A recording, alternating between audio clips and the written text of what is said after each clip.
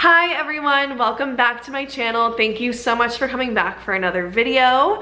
My name is Laura Vogel if you don't know me already. If you're new here, please like and subscribe if you like this video, and if you're not new here, give it a like, follow me along on Instagram, follow my handbag brand on Instagram. So my channel is really focused on fashion, entrepreneurship, modeling, and traveling. I started a handbag brand while I was living in Milan, Italy about, oh my gosh, almost 3 years ago. And I started modeling almost 9 years ago. So just sharing a lot of those unique experiences, how I started my business, traveling, living in a model apartment in a different country, those types of things. And today I'm so excited to be talking about solo travel. So this video is really about the importance of traveling solo and like what you get out of it, I think is like the best way to describe it. I made a list on my iPad because I really want to make sure that I hit everything. But I started traveling on my own at 17. I moved to Mexico City with a modeling contract. I lived there for a few months and was really just developing as a model. I lived in a model apartment, so I was living with other people, but I was really on my own, getting to castings, flying to different cities for jobs. And then since then, I have lived in Madrid, Spain as an au pair, which I made a video about that's on my channel. And then I lived in Milan, Italy for study abroad. And then I lived there again in 2021 for my handbag brand. So those are like my extended stays of traveling alone. I've traveled solo to obviously Mexico City, Madrid, and Milan, and then I have also traveled solo to Lisbon, London, Paris, Prague, really most of Italy, Rome, Tuscany, Venice, Florence, Verona, Lake Como. I've traveled to New York and LA. I lived in New York by myself for a while. I also took a trip to Cape Town, South Africa, flew there by myself from Denver, and stayed in a hostel on my own. I had friends that I was visiting there, so I spent a lot of the trip with them, but I was alone for a few days, and I stayed completely on my own in a hostel because they were staying somewhere else. So lots of different types of solo travel, lots of different areas of the world. So when I was brainstorming like the importance of traveling alone, I really had 5 major things come to mind. And so I'm excited to get into it. Here's my list. So number 1 is getting out of your comfort zone and learning to be comfortable by yourself. So it's kind of a 2-in-1. I think getting out of your comfort zone is like overarching everything that I wrote down. Being completely on your own is like a scary thing for a lot of us. I know it used to be for me. Like I always wanted to be around my friends, or I wanted to be around my family. Like I don't know if I didn't want to be with my own thoughts, or I didn't want to be bored or something. And in certain situations, like not having that cell service and having to really be on your own and be with your thoughts, and you want to text your friends back home but they're not awake yet until like 4 p.m. if you're in Europe. So I think it was just that level of being so isolated from like your normal life and your normal world. I mean, if everyone you know is in Denver like me, and then you're over in Prague, I mean, nobody's awake until 4 or 5 p.m. So having that whole day of really no contact with anyone at home, and then also you don't have any friends in Prague at the time or wherever you are, so you're really alone. Learning how to just be comfortable, like going to dinner by yourself or going to lunch by yourself. You really learn a lot about yourself when you're totally on your own, and it just is a forced thing that happens. And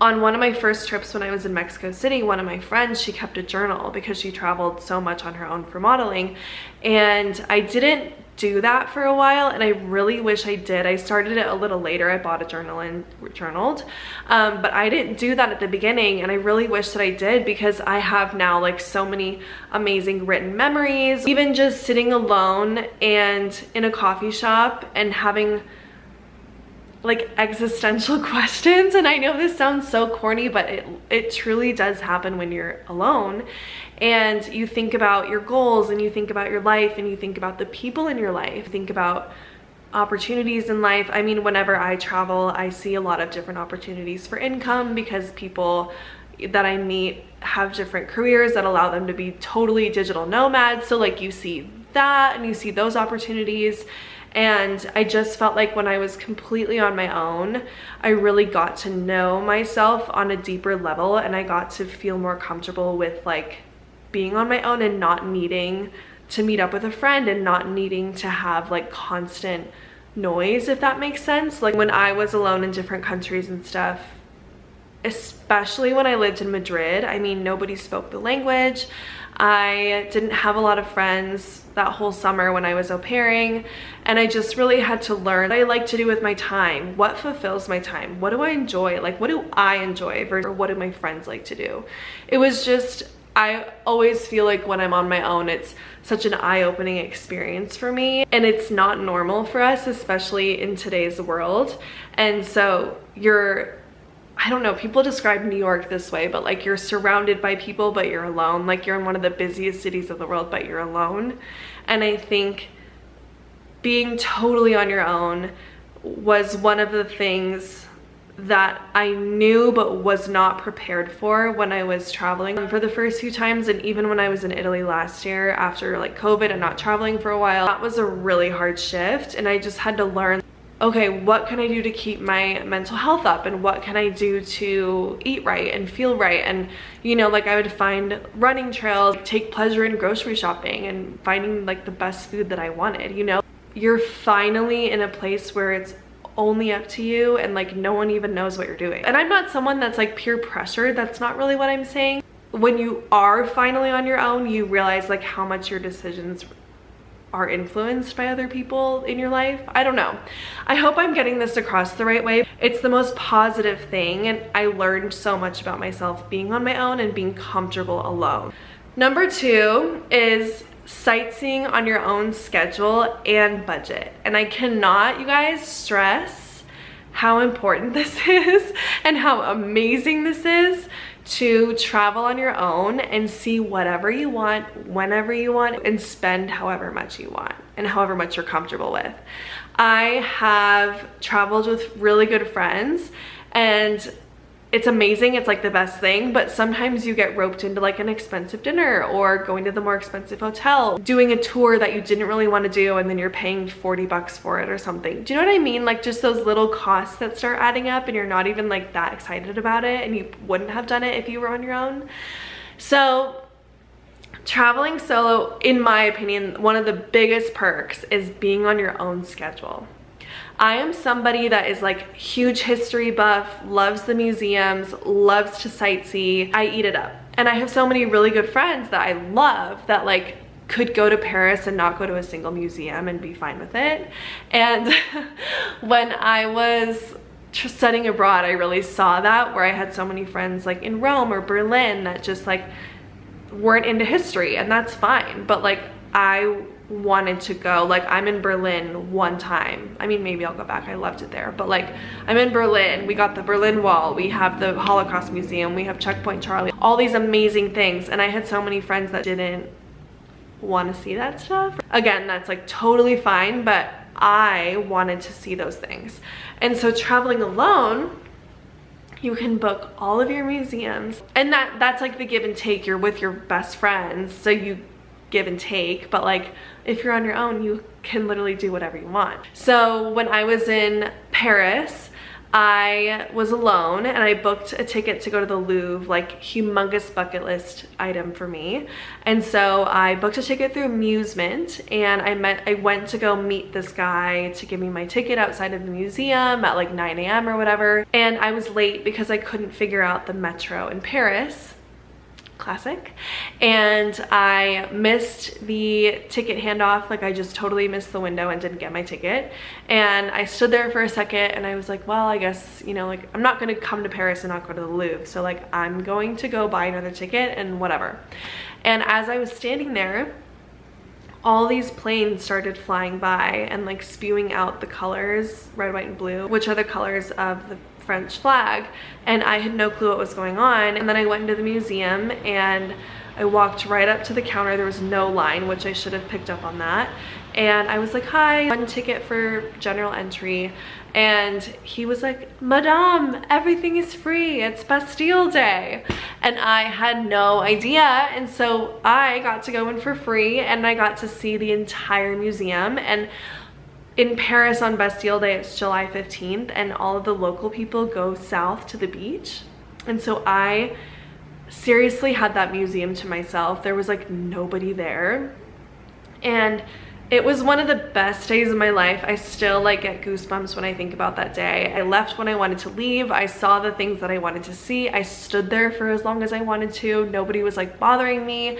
It was amazing. And then I had the same experience in Rome last year when I was there by myself. I just history buffed out. I mean, I'd already been to Rome with my family, but I was there. I went to all the museums and just took my time. There's so many nights where I wish that I had someone to hang out with and stuff. Like, don't get me wrong, it's not all so glamorous, but yeah, traveling alone and making your own schedule and seeing what you want to see is quite amazing. But of course, like there's so many days where I wish I had friends or family to spend that time with, but that is a huge perk of traveling solo.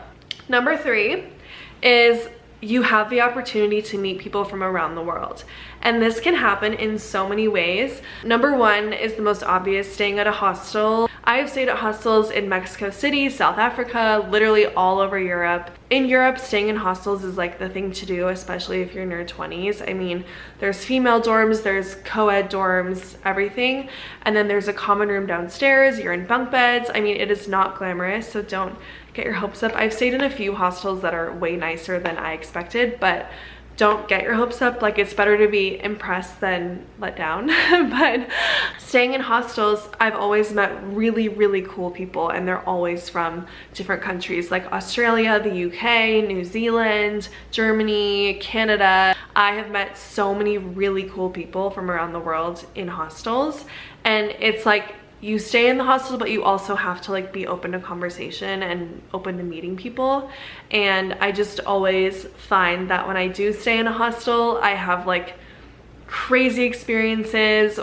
You know, like I say yes to something and I end up going on a bar crawl with some big group. Those are awesome opportunities, and also just getting to know the girls in your dorm. I've never stayed in a co-ed hostel before. As a solo female, I don't really feel comfortable staying in co-ed dorms. Like, I don't really know if I would love that, to be honest, but there's always, almost always, a female dorm option, and that's like the best option. And I've met so many girls that I'm still in touch with. I've met guys that worked at the hostel or stayed in the hostel that I met, you know, like at breakfast and stuff, that I'm still in touch with. That is one of my favorite things, is hearing about what people do back at home, what their jobs are, how they grew up, where they grew up, you know, like what their current travel itinerary is. I mean, it's just so many interesting conversations. The other way that I have met so many people traveling is, I genuinely don't know what it is, but when you're alone, people just like want to talk to you, not in a weird way. I just have found that I invite so many conversations when I'm alone, and I never feel unsafe. Like, it's not that way, but it's just, you know, even if I'm alone in the hostel and someone sees that I'm alone and they sit by me to have coffee, like just those really unexpected conversations. I've also booked a lot of Airbnb experiences, so like hiking or tours, and there's typically other solo people there. You just get to know so many people that way, and I have made really great connections. And there was one day in particular where I was in Lisbon, and that was one of my first like real solo trips. I was sitting like by the water watching the sunset under that bridge by the like yellow plaza, and these two girls were sitting there too, and they were like, do you want us to take a picture of you? You know, the sunset's so pretty and you're alone. And so I was like, sure. And then we started talking, and they were from Tunisia, and they were like, we're going to see the sunset up at this spot, like right up there. They pointed to this location, and they were like, do you want to come with us? Like, it's totally fine if you don't want to, but you're invited to come with us. You have to use good judgment, but I felt really safe in that situation. And so we took one of those famous yellow cabs up to the top, and we sat at this table and each got a glass of wine and watched the sunset. And that was one of the most beautiful things I'd ever seen, and I never would have done that. Like, I only had a few nights there and I was alone, and I never would have done that if I didn't meet those girls and say yes. I mean, please be safe about what you do, but I just have always trusted my gut and followed my intuition, and it's always turned out really well for me, so knock on wood. 4, overcome your fears and assumptions and see for yourself. I think this is so applicable, especially for some of my situations and locations that I've been to. I think Mexico City, moving there at 17 and being from Denver and not traveling so much, people were really judgmental of Mexico City, and they were like, why are you going there? That's so scary, that's so unsafe. And they were really even judgmental to my family for allowing me to go there. And so of course, naturally, like, I was scared. And the way it's portrayed in the news, it looks sometimes like it can be a really scary place, and I think it's lightened up a little bit now, but this was 2016 and it wasn't, the news wasn't so nice to Mexico City. And I got there and I was really nervous, rightfully so, I mean, for a lot of reasons, but when I got there, I fell in love with the city. Like, I've been back. I absolutely love Mexico City. It's one of my favorite places I've ever been to. And I was safe there. I'm a smart traveler, but I never really felt unsafe. It was not what people had thought it was, what people from Colorado and the United States had told me it would be. Overcoming that and just going for it.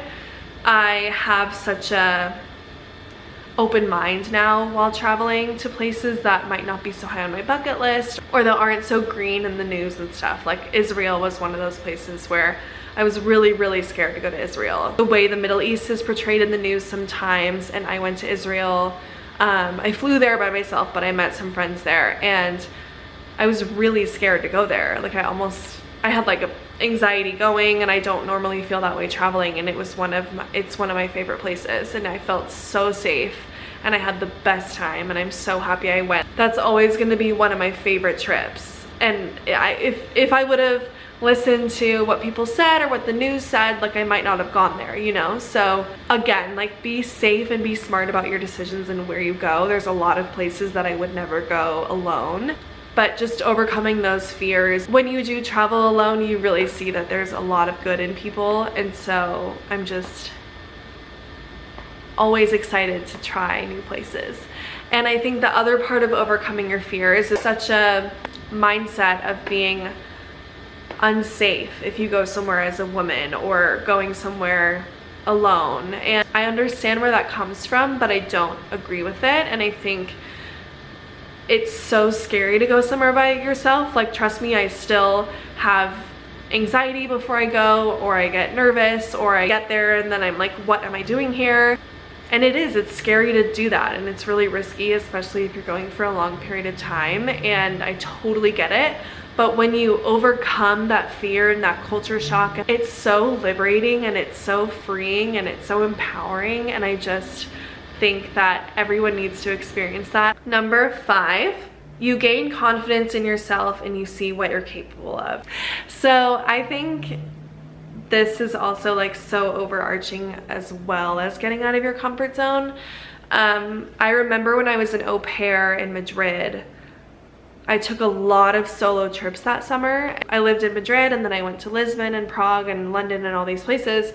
And every single time I just was like, oh, I did that. That was so amazing. I got myself to the airport. I got myself from the airport to the Airbnb through public transport. I figured out the metro in this foreign country, and I communicated my food allergies to this waiter all by myself, and I got lost, but then I found my way back, or I met these people and had an amazing dinner, and then I went home. And I think also, like, staying in a hostel for the first time was a huge deal for me, and I was really stressed about that. And then once I did it, I'm like obsessed with doing it, and I stay in a hostel as much as I can. But there's so many layers to traveling by yourself, where you're unlocking these pieces of what you're actually capable of and what you can do. You're unlocking your potential every single day.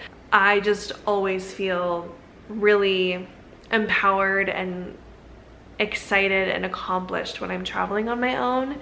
And I think the opportunities that I had to do that at a younger age helped me mature really quickly and like learn more about myself and learn more about the world and experience other cultures and see other career paths and like a new person because of it. I've learned so many ways to cope with culture shock and loneliness, and I could totally make a video about that. But I think if you're on the edge of booking a solo trip, or if there's somewhere that you've always wanted to go and you just haven't booked it because no one will go with you and it's a safe place, it's such an amazing thing to do. And I can make a video about safety abroad. I can make a video about dealing with culture shock and adjustments and all of those things. I mean, it's not easy, and I don't think anyone can prepare you for what you experience when you go somewhere by yourself, especially for a long period of time. But I'm telling you, like, once you get over that hump of fear and anxiety and culture shock, it is the best experience and the most liberating thing. And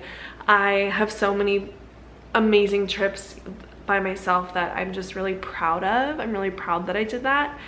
It's just, if you have the opportunity to do it, I really say do it, and take a lot of pictures, take a lot of videos, take selfies, ask people to take a photo of you. If you're having like an amazing experience, just snap a quick video. I always go back through my camera roll and look at those things because I am the only one that experienced it. And so to have those memories on my phone or on my camera, it's just so special to me. And the other thing that I do, this is like dusty because it's been in my closet, but the other thing that I do is I have this box and I keep all of my little things. So this is the map of Madrid that I had for a few days, and this was my coaster at the beer garden in Germany. When I was in Copenhagen, I always buy like postcards and write on the back of them about like my time and what I experienced. This was general admission to the this was the MoMA in New York when I lived in New York. The Israeli flag when I was in Israel. This was in South Africa, so I bought that. It's my first time to Africa. I've only been to Cape Town and Egypt, but they were like the most amazing trips. This is money from Israel. So I just save all these things, like my train tickets. This was the Ferrari Museum in Italy. It's kind of between Milan and Florence. When you're traveling and solo traveling, it's okay to prioritize yourself, and it's okay to put yourself first. And you know, I'm just excited that I have all these memories and that I have them here in this box, and that I can put them into a scrapbook one day and talk about all of the places I went. I think traveling on your own is so important for development, for understanding the world, for understanding where people come from. Like, even if you're working with someone that's from a different culture, maybe you've been to that country now and you can understand them more and relate to them more. I mean, it's just, there's so many pros and very few cons. And as long as you're safe about it and smart about it, it'll be the best experience of your life. So thank you so much for watching. Again, please like and subscribe, and stay tuned for the next video. If you guys have anything you want to see or any questions or places you want to know more about, I'm happy to talk more about it. So leave comments below, reach out to me on social, and thank you so much for watching.